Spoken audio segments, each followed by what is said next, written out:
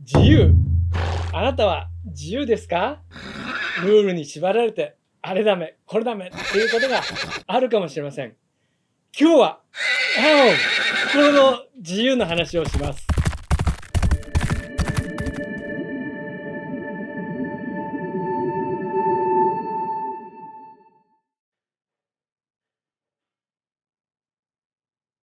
こんにちは。マハリス総合教育研究所群馬オフィスで超越瞑想を教えている森正也です。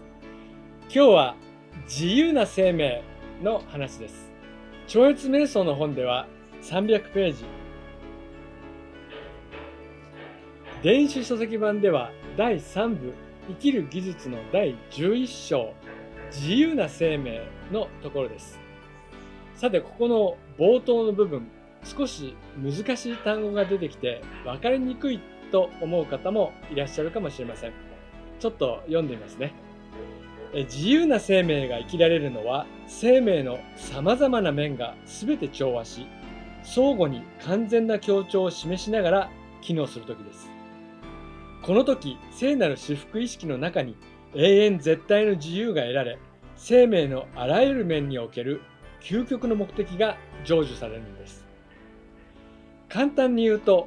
心とあなたの周りとがうまくいっている状態です。それならそういうふうに書いてくれという人もいるかもしれませんが、アバウトすぎると逆に何がどうなっているのか分かりませんよね。例えば、生命のさまざまな面が全て調和というのは、心も体も環境も含む全てが調和しているということですので、この説明は必要ですよね。相互に完全な協調っていうのも、相互というのはこちらからだけではなく、周囲や環境からもということで、さらに完全なという言葉がついて強調する状態です。聖なる至福意識というのは、聖なるという形容詞があります。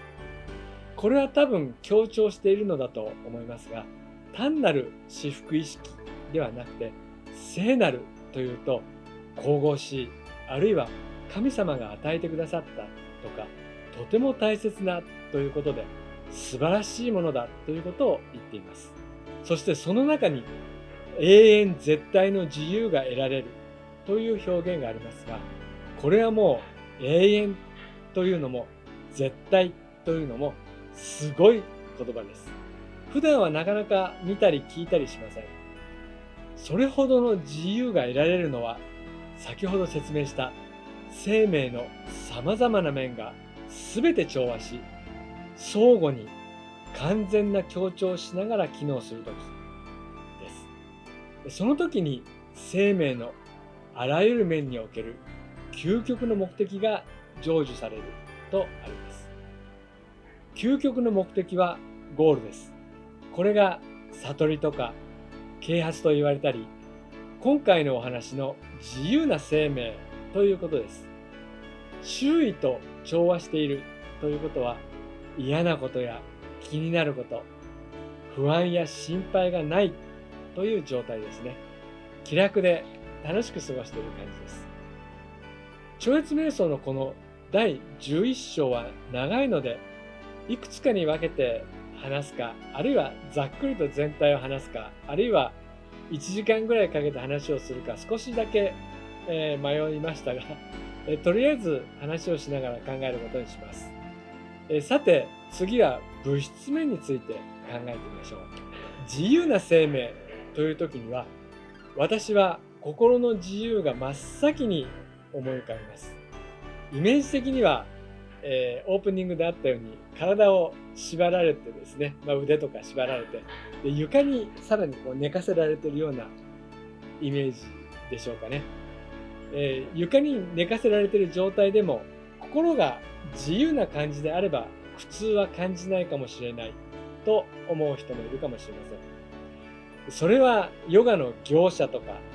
何かの苦行で心の自由を求めるためにわざとそういう状態にすることがあるかもしれません。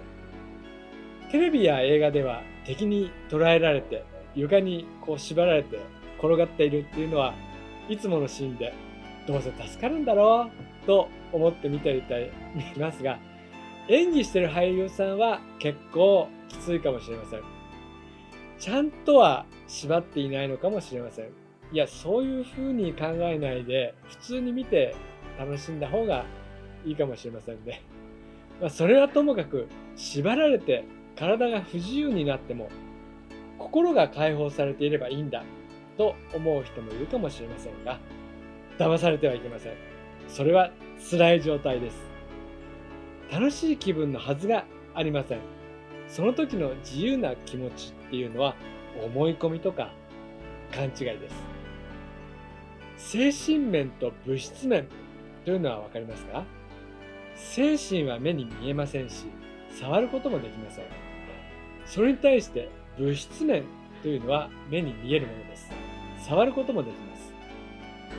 自分の心があって、それを中心に考えると、体があって、その外側というふうに見てみると、体や環境が物質面ということになります。自由な生命という時に、生命の完全性というポイントもあります。それは環境がすべて生命の成就を助けるような状態のことです。これは体が完全に健康で、体のすべての部分、首とか肘とか、それを含めて各部分が協調して機能を果たしている状態です。その状態だと、体が生命の価値を損なうこともなく、進化の流れを妨げることもありません。ちょっとこの表現だと難しいかもしれませんね。あなたの体がスムーズに動いて、あなたの周りの環境もスムーズであれば、その時は永遠の自由を謳歌しているということで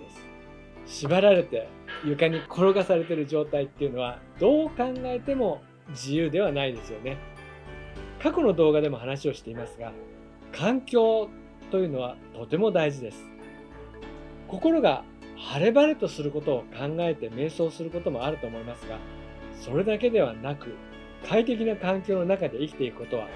人生をダイナミックに楽しむ感じがしませんか？楽しそうですよね。もしかすると、権力闘争でトップになりたいと思う人たちは、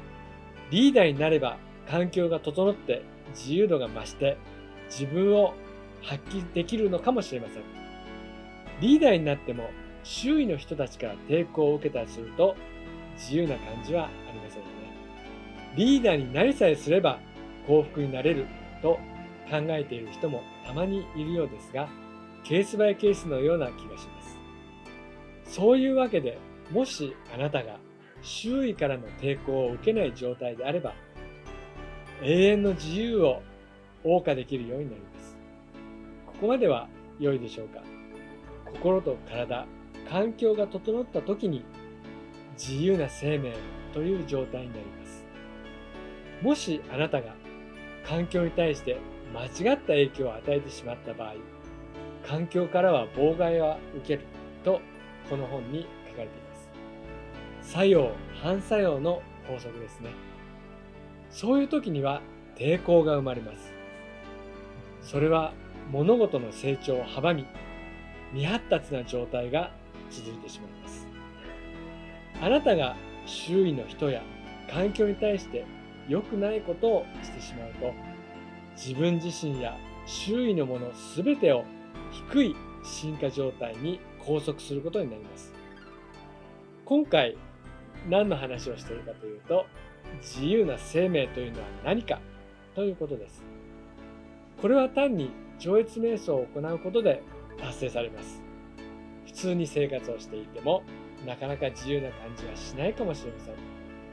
超越瞑想によって心の自由を体験し、そして体にも良い影響がいきます。心のレベルにおける自由というのは、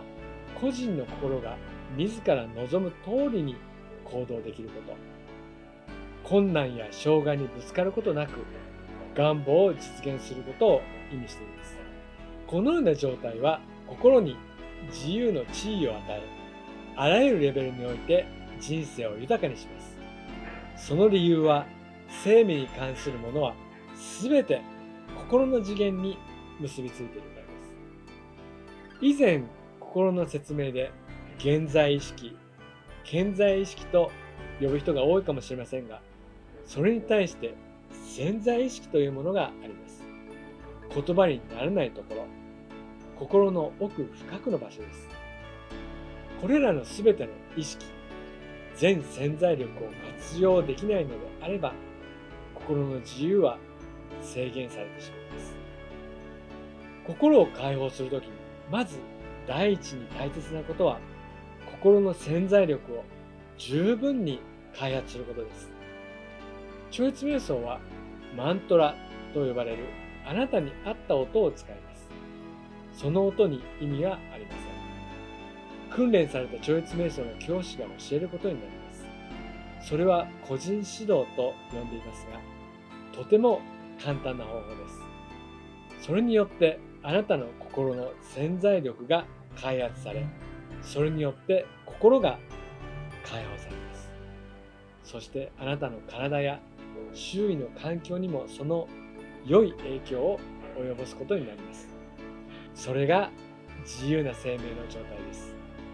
今あなたは自由な状態で過ごしていますか？心のストレスを取り除き、体をリフレッシュして人生を楽しみましょう。はい、今日のお話はここまでです。もしまだ超越瞑想を学ばれていない方で興味を持たれた場合には、お近くの瞑想センターで行われている超越瞑想の説明会にご参加していただければと思います。私は群馬オフィスで教えています。今日もご視聴いただき感謝いたします。ありがとうございました。